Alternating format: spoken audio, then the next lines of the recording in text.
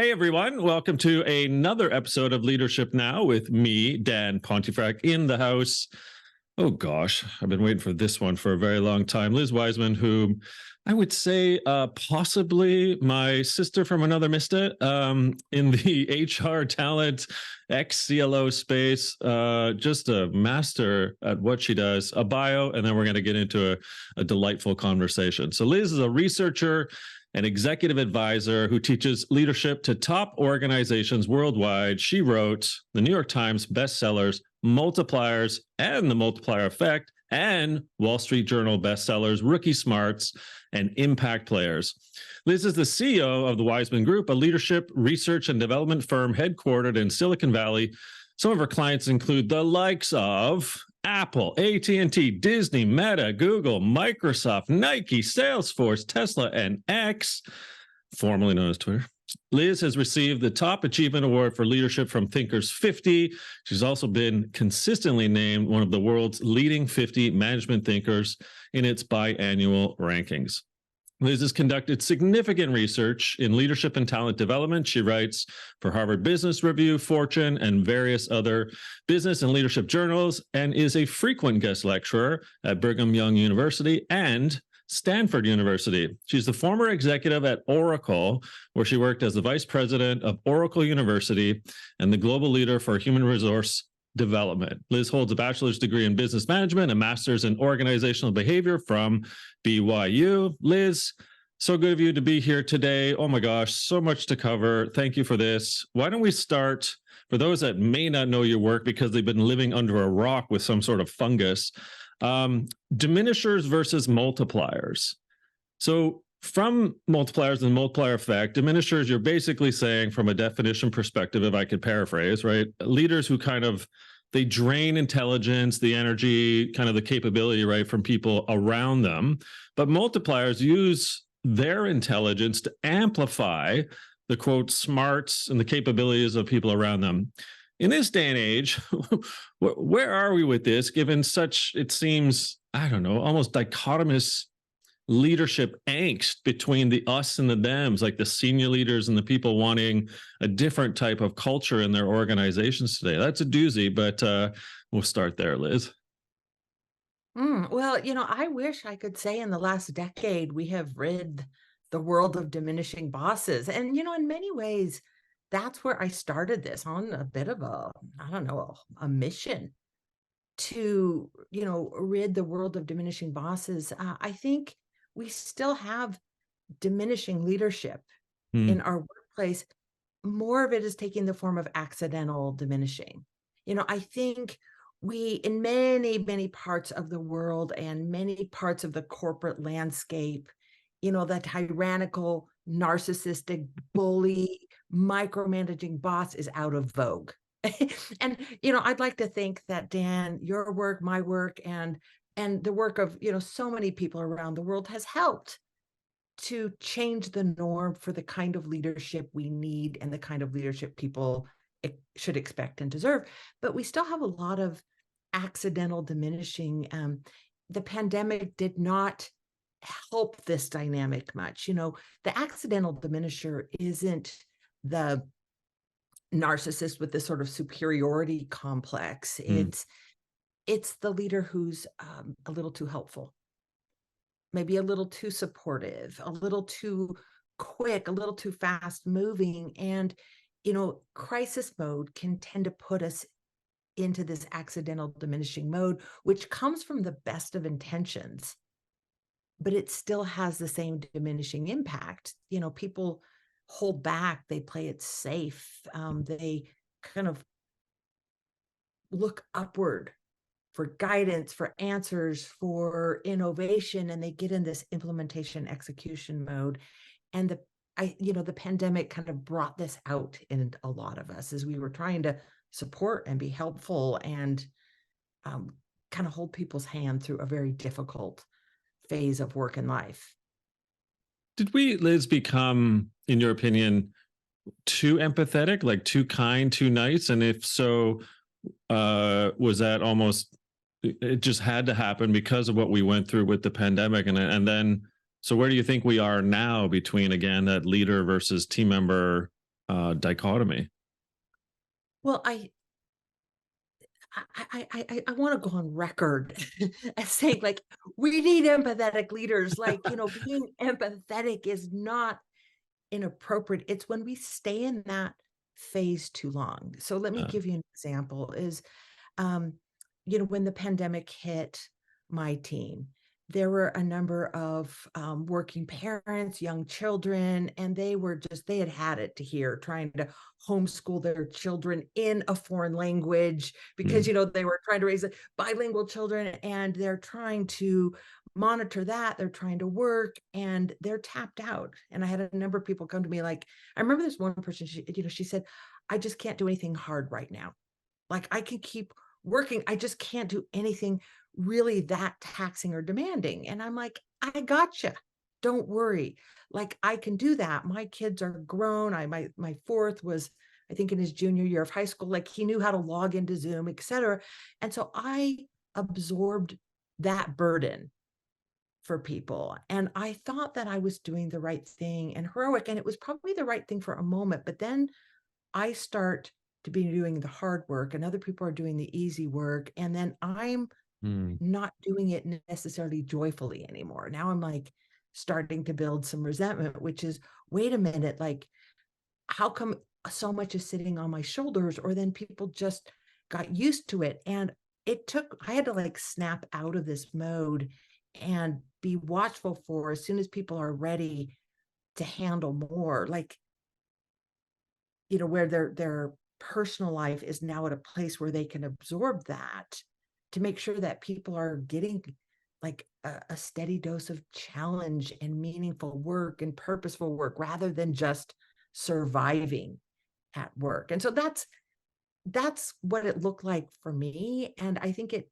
took a different form for lots of people, but it was pretty easy to end up accidentally diminishing. And particularly as our work world is becoming more and more chaotic, ambiguous, uncertain, as that's becoming the norm, it's really easy for managers to assume, okay, I've got to absorb that. I've got to deal with all that ambiguity and provide clarity for people. And, what we really need to do is, rather than like lean on leaders for all the answers, is how do we lead a team that can navigate uncertainty and ambiguity brilliantly together? It's a really interesting point because here we are recording in the fall of 2023. And so we're, 2.5 years ish out of lockdown when we were pretty hard pressed, and sort of 2 years out of, the height of really not knowing, are we have vaccines, we have not have vaccines, how do we do this thing? And so, we learned a lot in 2021 about ourselves and about our organizations. And then 2022 came around, and some might argue, certainly into 2023, that some, I guess, boomerang leadership effects were occurring where, we're hauling people back into the office, whatever that means for an organization. So I'm curious, between, a diminisher, an accidental diminisher, and the multiplier, where are you seeing the, I guess, the good and the not so good of applying these techniques when there is clearly an increase still in anxiety and stress and loneliness and burnout, whether it's Dr. Vivek Murthy, the Surgeon General of the US, whether it's the World Health Organization, whether it's the Gallup data, your own HBR data, as from you and your colleagues have found from research. Like, it doesn't seem to be getting, quote, better societally. So without knowing necessarily where we need to go, that's not my question. What do you think we are today? I mean, then we can get into some future planning. Well, I think we're making a gross miscalculation, and I'm not sure this has anything to do with diminishing or multiplying, but what I'm seeing is so many organizations, their leadership trying to call people back to work. It's like, okay, pandemic, that's in the rearview mirror. How do we get back to normal? Rather than figure out what the new norm should look like. And, Hmm. damn this that I get. This is actually a scene, it's a movie scene. And it kept coming to mind after I had my first child. And I remember this sense of after having my first child, it was like so disorienting. And I'm like a couple months into this and I'm thinking like, when do I go back to my old life? Like where things were calm and I had a good night's sleep and all of that. And then I realized, oh, this is very much like the scene from the original, the OG Planet of the Apes, where Charlton Heston, do you know this scene? I do. I Let know me describe exactly it. where you're going. You know where we're going with this. Okay, so it's the scene where Charlton Heston has been battling, and he's on this planet of the apes, and he's trying to get off this planet, and I don't know, space travel, time travel, back to Earth, and that's the plot of the whole movie. I guess Yeah. this is a spoiler alert for anyone who hasn't watched this movie from the 70s or Yeah. something. And there's that scene where he's like riding down the beach or with a horse, and out, like rising up from the sand, is the remnants of the Statue of Liberty. And he realizes that he's on the earth, that the earth like been taken over, like it is now the planet of the apes. There's no going back. There's just figuring out how do you move forward in this strange world you've found yourself in. And that there's some of this going on right now where managers and companies are like, hey, let's go, like the pandemic's over, let's go back to earth, let's go back to the way things people are. And Dan, you know this, well, you've studied this, is that this was a wake-up call for a lot of people, a chance to introspect, a chance to ask questions, a chance to experience the integration of personal life and work life differently, maybe finding more harmony in that, or maybe finding more stress in that. And so I think the miscalculation so many managers are making is, instead of trying to figure out, okay, how do we use this collective global crisis as an opportunity to redefine what a great workplace looks like and what a great work experience looks like, people are trying to go back to the old ways, which I think is a massive miscalculation. And I think that we're also making some miscalculations about how do we really get people back to a full level of contribution. Because Mhm. what I see in my work and my research is the extremes are exhausting. And Mhm. what I mean by that is, like, extreme overwork is exhausting and it can lead to burnout and lack of wellness, but so is underutilization. Mhm. And that's what I think I've learned, studying these multiplier and diminisher leaders, is that when people are under contributing, not by their choice, but by environment and by leadership, when they're working hard but underutilized, that leads to burnout. And it's certainly what I've learned studying the impact players of the workplace, is that we don't tend to burn out because we're contributing too much. We tend to burn out for lack of impact. Mhm. And that's what I think collectively we need to do, is define, what does the new world of work look like, and what can we create together in this new work experience, and how do we create an environment where people can contribute at their fullest in a way that they experience exhilaration from work rather than exhaustion from work. And I think that's the opportunity. And, we see organizations and leaders doing it, and we see others scratching their head going, how do I get off the planet of the apes, and get back to work, back to earth? So to mix Have I Charlton, ruined this movie now for some people? I hope not. well, to mix Charlton Heston movies, right? Not over my dead, cold. Yeah. So I'm going to try to integrate and correlate and assemble some other parts of your body work. So before impact players, but staying on the same thread of where are we now? And I loved how you alluded to the fact that there is, almost like a deleterious situation that we're in the midst of. Um, you've written about another really good dichotomy, and that's the tyrant versus the liberator.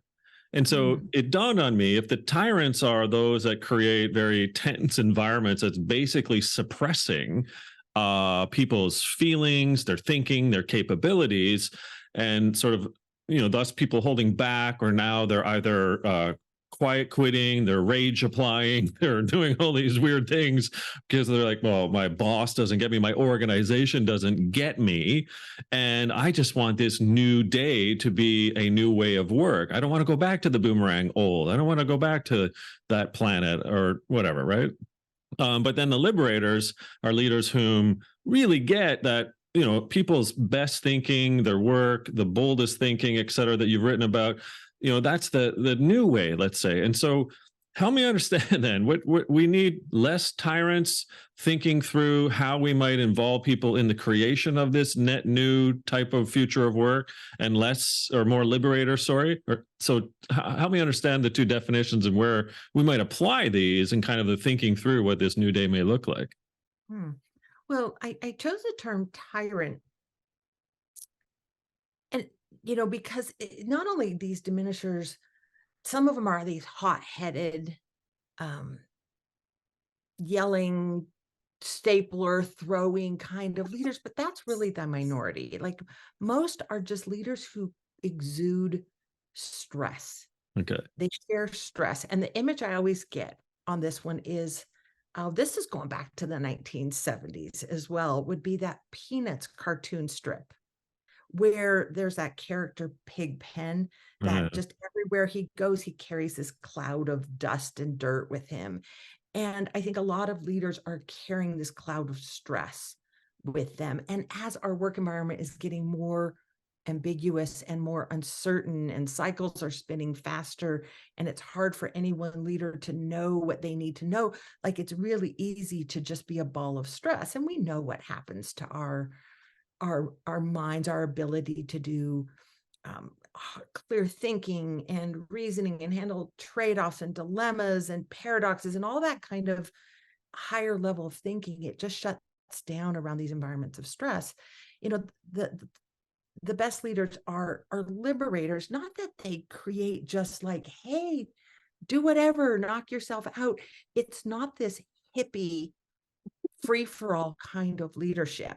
I have to clarify that I'm a native Californian, so I'm probably prone to hippie logic, but it's not this free-for-all of creativity. It's an exchange. It's a deal. And the deal is, I'm going to give you some space. I'm going to give you some freedom, but I'm also going to give you the accountability that goes with that. Like, I'm going to give you space to speak up, to speak out. I'm going to give you space to think. One of the things that I started to do really differently after that research was I stopped. Well, I can't say I stopped. I gave people more time to gather their thoughts and to prep before discussing things. I love to just hey, rapid fire, what about this? What about that? And I realized, a lot of people want some quiet and some time to gather their thoughts, to gather evidence. So I started sending out meeting agendas in advance, like several days in advance, rather than kind of calling people on the carpet, like, hey, what do you think about this? And I started sending out a list of questions rather than a list of topics. And it was all this idea of giving people time, some space to gather thinking and to present an argument or an idea, but it's giving people space to speak up, space to make mistakes, space to recover, space to learn. But it's like, I'm going to give you space, but in exchange for that, I want your best thinking. Like, I'm going to send you the event agenda a couple days in advance and a set of questions, but implied in that is I want you to come in with ideas and prepared to discuss this in heavy and hard-hitting ways. And it's creating an environment that is intense rather than tense. And I think we tend to back away from tense environments. We're like, no, thank you. I pulled several quotes from some of your books, and I thought I'll pull up one now because it's just so apropos to what you've just said, Liz. So for Multipliers, you say, quote, multipliers understand that people grow through challenge. They understand that intelligence grows by being stretched and tested. So even if the leader has a clear vision of the direction, he or she doesn't just give it to people. Multipliers don't just give answers. They provide just enough information to prove thinking and to help people discover and see the opportunity for themselves. They begin a process of discovery. And what I think you're doing there is saying, look, the space is needed. Yes, here's generally what we may be thinking about, but I want to give you time, I want to give you space, and to help them in that path of discovery. Is that fair? Kind of adding on to what you're alluding to?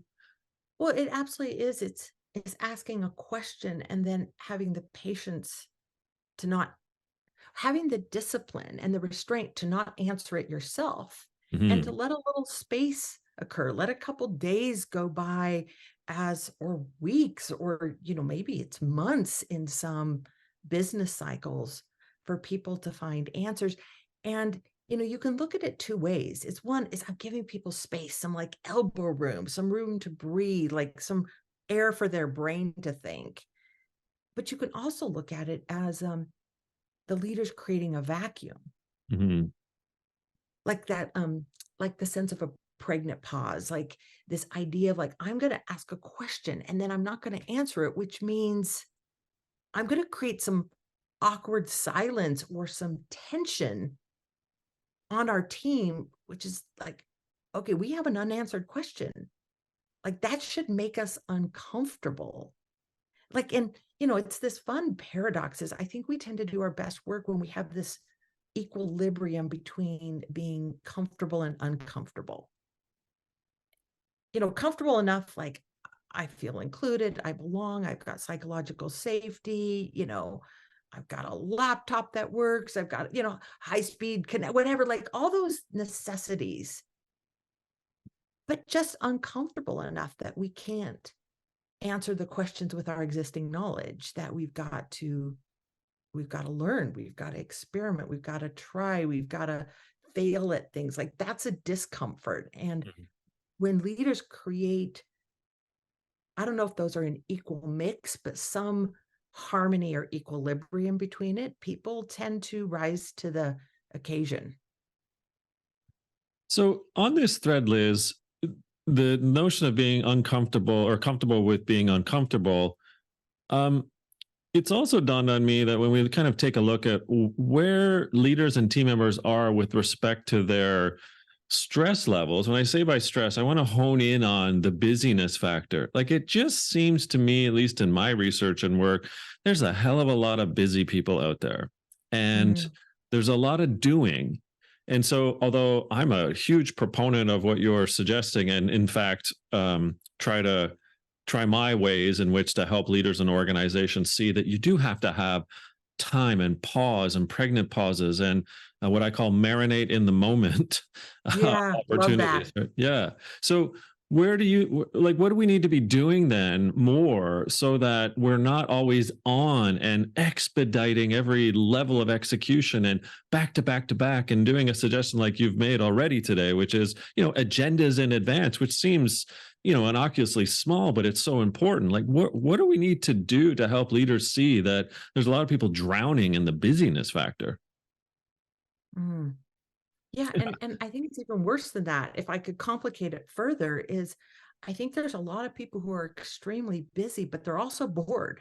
Ah, okay. And so, I think, we talk about like job number one of the leader is vision and to have a vision. And that's true.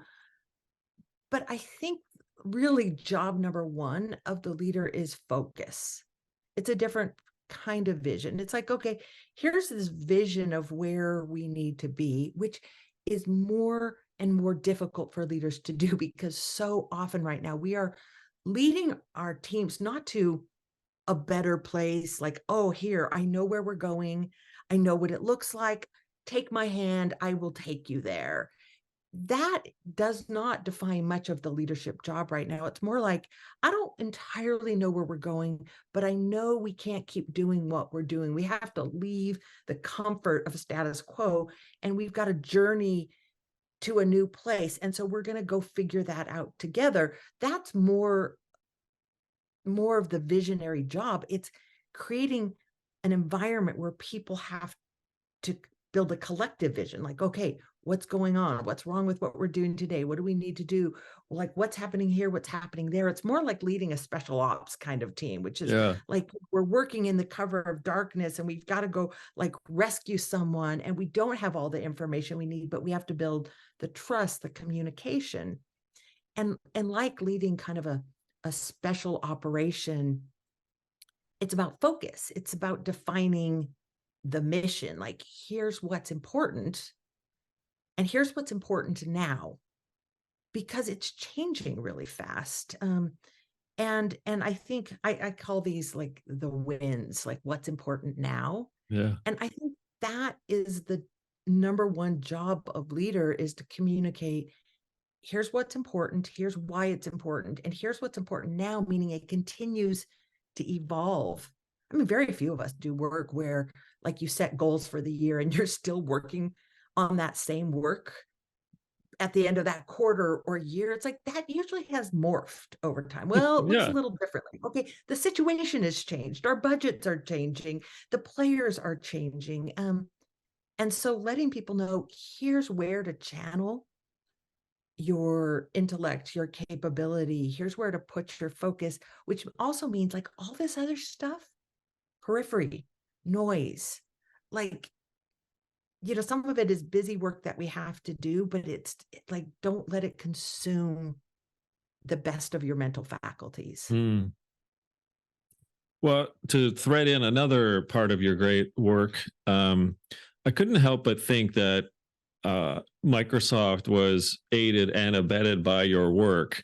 And you don't have to name drop if that's not the case. But the CEO Satya Nadella famously said, we need to shift from being a bunch of know-it-alls to a bunch of learn-it-alls. And your know-it-all versus challengers dichotomy actually speaks to that point, where if we are know-it-alls, quote, at the top, and we think we're geniuses, and not that we're here to actually be genius makers, to sort of take in another piece to your great work. Tell me a bit about then how we going forward can be challengers in this sort of open way, without being overly empathetic and taking on the burden of everyone's pain and suffering, et cetera, as that's going on with the busyness factor. So sort of challenging you to sort of help me understand challengers versus know-it-alls. And in this context of, hey, we still got some work to do here to help people through, what we're trying to achieve in these organizations. Well, then I agree. Microsoft has done a phenomenal job of this. And, a lot of organizations espouse it, but they really have taken kind of the notion. Some of that comes from Rookie Smarts. Yeah. My work, a lot of that comes from like Carol Dweck's work with growth mindset. And there's a lot of factors, but I have a lot of admiration for the way that they have taken that idea. And I think what Nadella did better than anything was create, like, this is the skill that we have to build. And what does it look like? It looks like, as a leader, asking more questions than providing answers. And it's also about mastering the art of stretch. Mm. And because you can be a diminishing leader because you don't give people stretch. You giving people work in their wheelhouse. It's stuff they know how to do. They can do it in their sleep. And we shouldn't be surprised when you give people work that they can do in their sleep, that work becomes kind of tiring and exhausted. And you kind of have that, I don't know, like, we could go on with the metaphor, sleepwalking and work is a nightmare. And we could kind of go down that path. But you can also have a diminishing effect by overstretching, by asking people to do work that breaks them. And I've done this before. Like, I have, in my own management experience, I have broken people, and I've watched it happen. And it's not something I'm proud of. Or you could ask people, and by broken, I mean like they failed at it, and it wasn't like a Mm. little failure that leads to success. It was disheartening, or it just was too much. And okay, I'm sorry, I was reliving just a little bit of the guilt of those experiences. but I've learned from that. But it's also like sometimes asking people to do something so ridiculous, like we're gonna shoot for the moon, and so we're gonna capture this market by the end of the quarter, and it's disheartening in advance because people know it's something that they're going to collectively fail at. And you get, I kind of call it that flip chart phenomenon, where a group of people sit around a flip chart during a training program and they write like all these aspirations and what they want, and they know as they're writing it on that whiteboard or flip chart, they know they're not going to succeed as a team, that it's blue sky thinking, and so they give up before they start, and both of those have a diminishing effect. And so I think the art form for leaders is to know how to size that stretch right. And some of that is universal, like being able to read your team and know like where is that tension point where it's like, I think that universal tension point is kind of like where a group or an individual has just enough skill and capability and know-how to start something and get it going, but not quite enough to finish it. Meaning to succeed and get it across the finish line, that's where you've got to learn and innovate and grow. Like that's kind of the tension point you want, but it's also different for each person. And figuring out like how much challenge someone is ready for and can handle is, I think, fairly individual. And I think as a leader, you can either be a mind reader and clairvoyant and be a great, be astute observer of that, or you can just ask people simple questions like what's the degree of challenge that's right for you right now? Like, what would be something that would make you a little bit uncomfortable but totally excited? Or what's the challenge you wish we were asking you to do? Like, what are you up for? And people will tell you, and my experience is people are really honest about that. And I think we as leaders there's a really important piece of self-awareness, which is, do you tend to be an overstretcher or an understretcher? Like, what's your default position? I know for me, and I think my days at Oracle did this to me, is I tend to be an overstretcher. I am more likely to break people than to bore people. Other people might be bigger hearted than me, like really empathetic and like, oh no, I don't want to ask them to do that. That they don't know how to do that. That might make them uncomfortable. Like, oh, they seem busy. But then people can languish because like they're just turning a crank. So Dan, what about you? Do you tend to be an overstretcher or an understretcher? I'm an overstretcher, definitely overstretcher, both as an individual and then the teams I was leading, because there's always something else to tackle, right? And my opinion is not to work people to their death, but it's like I'm also interested in the development of the human being and the individual. So I want to push you. I would like to see you stretch because I know that there may be untapped hidden potential there that you don't know about. So let's dig a little. Let's open up Pandora's box, so to say, and ask the questions about you and our team and our org, so that we're all kind of aligned to say, yeah, we can go do this. Yeah. And so, and that makes sense. And I can see that, in you. And I think leaders like you and me need to be aware of that and have like a calibration to keep pulling that, making sure we're not breaking people. Exactly. Yeah. Or, burning people out from like just that constant steep learning curve. Like we all need plateaus, and they don't need to be very long, but we need a steady diet of challenge, but we also need moments of rest and recovery and ease to be ready for one. But other leaders need to be asking a different set of questions, like what would be a challenge you're interested in? What's the degree of hard? Are you ready for something new? What do you want to sink your teeth into? And it does go back.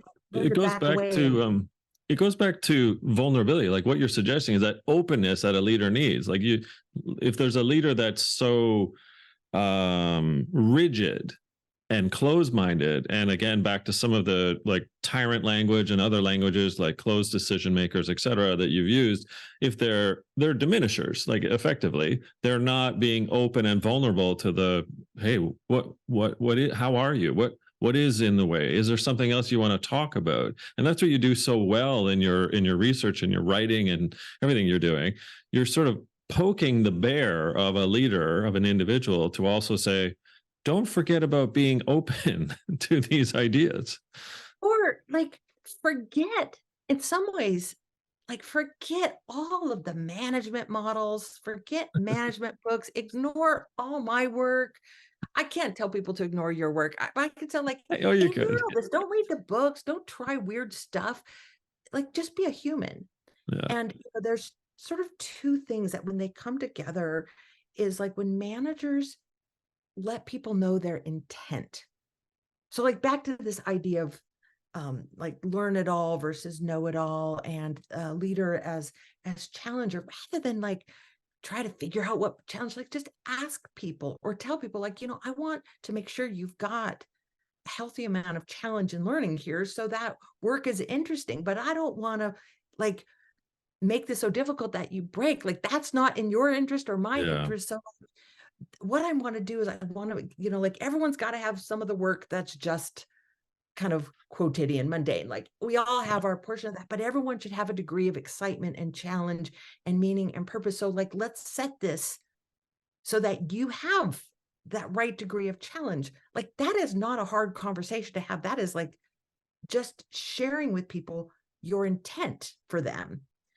And then when we can couple that with asking people like, what do you need to be able to do your best work? People will generally tell you this. So I don't think you need a lot of management gobbledygook to be able to like get to this sweet spot where everyone's thinking of like working off the same agenda.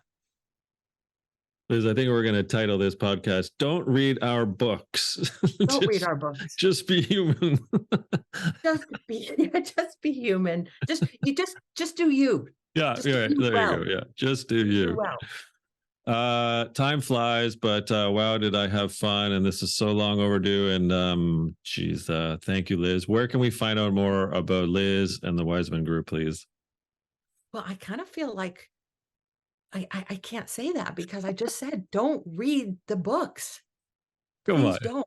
Yeah, we're going to Just add be it a to the good show leader. notes anyway. Please tell us. We'll put them in the show notes. Oh, I feel like Liz. it would be hypocritical. Okay, but we'll leave it at that. Such a treat for those that are listening or watching. The one and only Liz Wiseman, who, of course, multi-bestseller of Wall Street Journal, New York Times books such as Multipliers, The Multiplier Effect, Rookie Smarts, and Impact Players. Liz, it's been such a pleasure. Thank you for this. Thanks you for your authenticity and awesomeness. And I look forward to clinking a glass, wherever that might be in the future. Well, it's a pleasure to be in this conversation with you, and congratulations on your new book. Thank you. And everyone Liz. should go out and read that. Remember, it's a Don't Buy Our Book show. Put that in the show notes. Oh my gosh. All right. Thanks again, everyone. I enjoyed reading your book, and anyone listening, if you look at the back of the book, you'll see a blurb from me, but I think it's a wonderful piece to look at. What is it that we need to do to live and work holistically and not only contribute, but grow from that? And that speaks right to the heart of why I like work and why I like leading and why I think this needs to be a joyful part of our lives. So congratulations. Well, from one recovering CLO of a Corpu to another, thank you so much, Liz. It means a lot. And everyone, the great Liz Wiseman, another episode of Leadership Now. Thanks all.